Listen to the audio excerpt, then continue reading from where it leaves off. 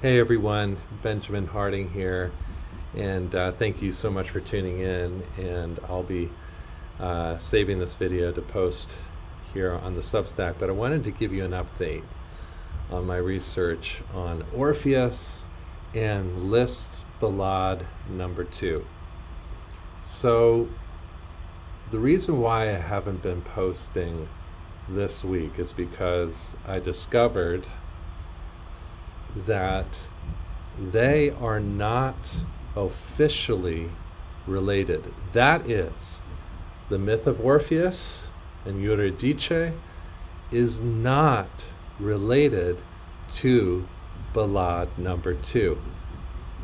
I had thought that Antonio Pampabaldi was correct, but unfortunately, even though he surmises that different measures represent different kinds of leitmotifs as it relates to the story of Orpheus, that indeed they are not related.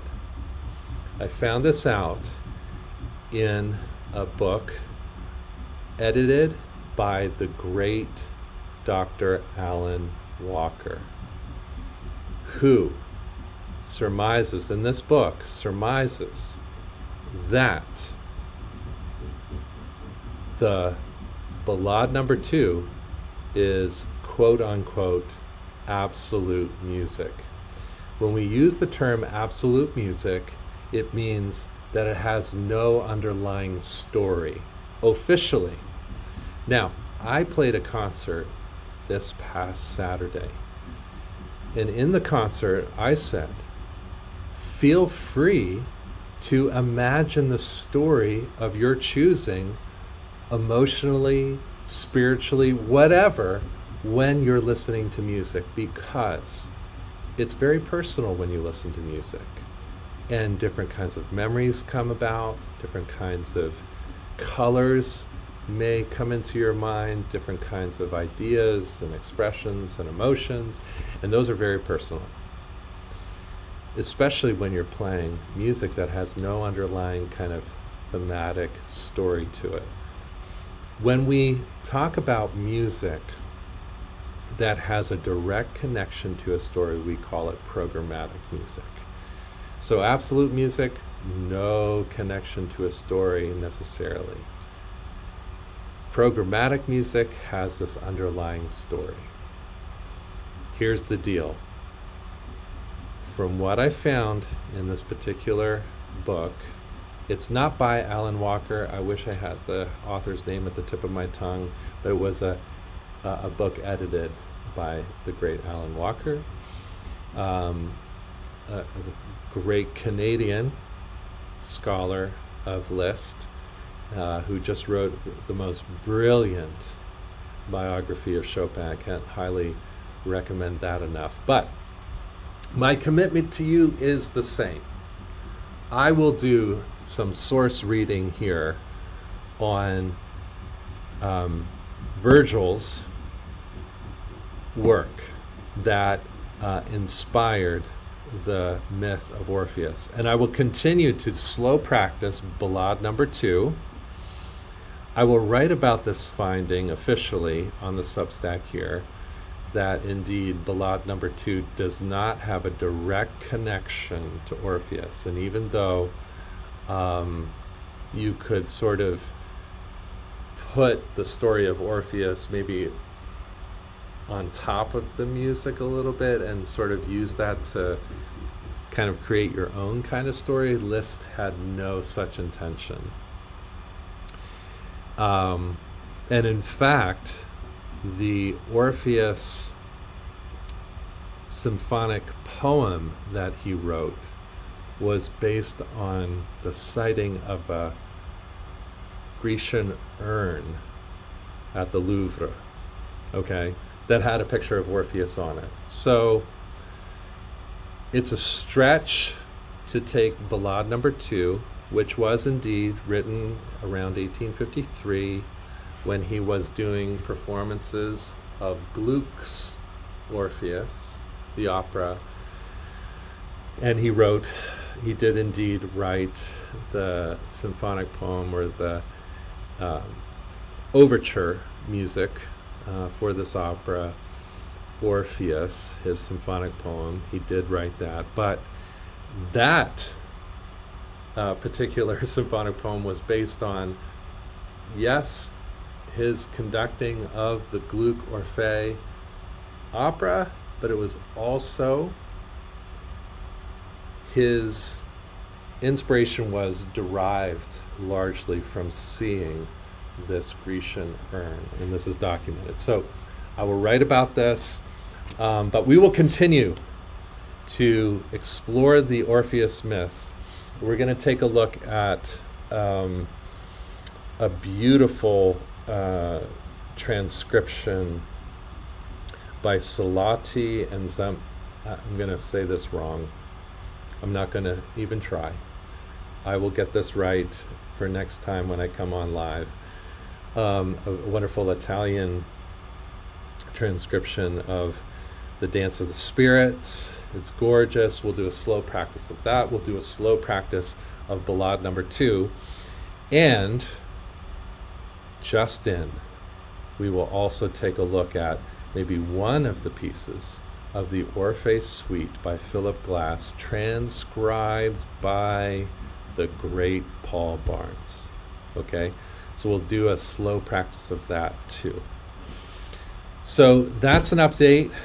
We will parallel slow practice sessions and materials related to the slow reading of the Orpheus myth, both in the Virgil poem that we're into right now and the Ovid poem that we'll get to in the next few weeks.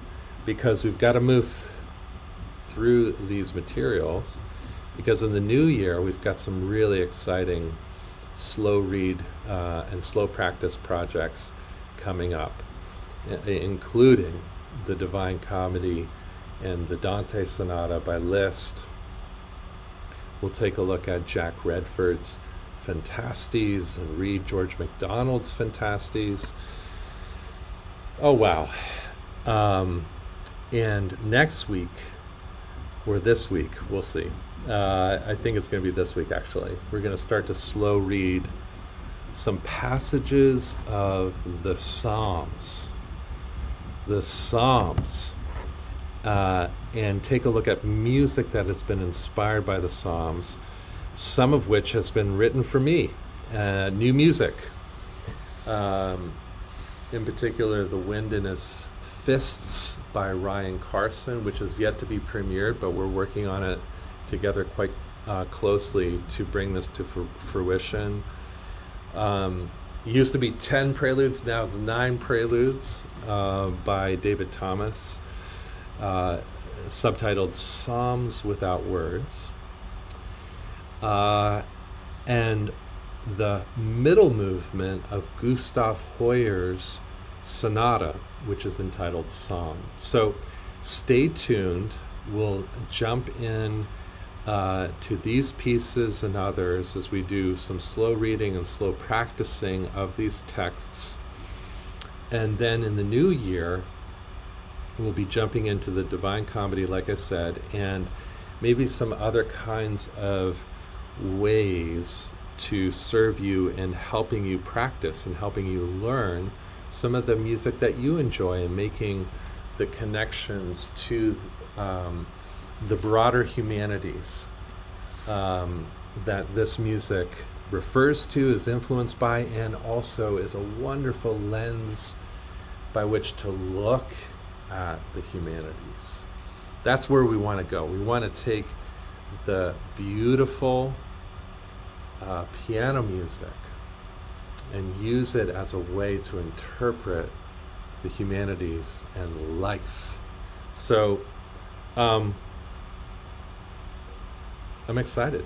I'm excited to be a part of this journey with you and to share these insights with you. I look forward to reading some of your questions that you might have, and maybe some of the connections and discoveries you're making as you read these texts etc. So the Georgics, book 4, is where we're at right now as we begin to study the myth of Orpheus, which is, like I said, I think in a previous posting, it's not mentioned in the Iliad or the Odyssey by Homer. It's mentioned in Virgil, who of course is a big figure in the Divine Comedy, which we will get to, of Dante in the new year. So how fun is it that we get to read Virgil right now, and Ovid, and then jump into the Divine Comedy in the new year. I can't wait. So making these connections, the discovery this week was that even though I had thought, boy, there's a really good case that Ballade number 2 by Franz Liszt, he wrote 2 ballades, and Ballade number 2, I really was hoping that it would be directly connected to the myth of Orpheus. You know, at the opening chromatic passage, I thought, oh boy, this is fantastic with the river Styx. I can just see him going through. And again, even though it's not directly connected to the myth of Orpheus, okay, that's true, but you can make your own story as it relates to Ballade number 2. So that's what Antonio Pampabaldi did.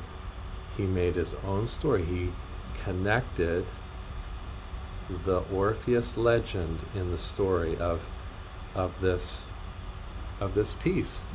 And so the river Styx and love themes and Orpheus charming the underworld with his beautiful music, to the point where Sisyphus even stops rolling his boulder up the hill to listen to this beautiful music, and he charms Hades and Persephone to the point where Hades says, okay, you can go and take your Eurydice, but here's the thing, you can't look back. If you look back, she's lost forever. It's such a cool story. It's such a heart-rending story. Spoiler alert, he gets to the edge of the underworld and he looks back and Eurydice is lost. And then Orpheus goes to the world of the living and remains the rest of his days until he tragically perishes. But that's a story for another time. But and then they are reunited forever. Okay, that's beautiful. But it is quite the epic. It's quite the tale, and it has had an impact on other musical compositions. I was just using Ballade number 2 as sort of a reference point and researching the claim that this piece could be directly connected to Liszt's understanding of the Orpheus myth. Turns out that that's not the case, but again, that's okay. You can make up your own stories as you listen to music. Why not? It's also not the case that the story, as was proposed by a student of Liszt and then by Claudio Arrau, that the piece was about Hero and Lander. It's not the case either, according to this book, edited by the great Alan Walker. Okay, that's an update. I'm going to be writing about it here on Substack, and we're going to continue our work on the Liszt Ballade number 2. It's a great piece, and hey, why don't we put the story of Orpheus on it just for fun? okay? Because it is fun. Um, and we're going to continue our slow practice on the Ballade number 2. We're going to take a look at these wonderful transcriptions of the Dance of the Fairies, I think it's called, or the Dance of the Spirits. Yeah, Dance of the Spirits, by Solati and this other wonderful composer, and Philip Glass's Orpheus Suite, which is fantastic. Okay, Orpheus, that's the opera by Philip Glass, right? And the libretto is John Cocteau. Fascinating story, and Paul Barnes has spoken and written about this tremendously in terms of the deep meaning of this music. And so we'll take a look at Paul Barnes's own transcription, piano transcription of this wonderful music. And so what we have is we have an advanced piece with the Ballade number 2. It's quite advanced, but I'll show you all the ins and outs, and you can learn along with it if you wish. And the transcriptions, I would say one of them is advanced, and the other one is of the Dance of the Spirits, the Gluck. It's intermediate. One's advanced, one's intermediate, and you can learn right along with me as I slow practice that. And the last piece, series of pieces of the Orpheus Suite, I'm just going to choose maybe one or two out of that suite. Those will be very accessible for pianists that are intermediate. So feel free to come on by the Substack and be a part of this community. I'm looking forward to developing this community as we take piano music and begin to look at the humanities through the lens of piano music, and bring piano music to the humanities and humanities to piano music.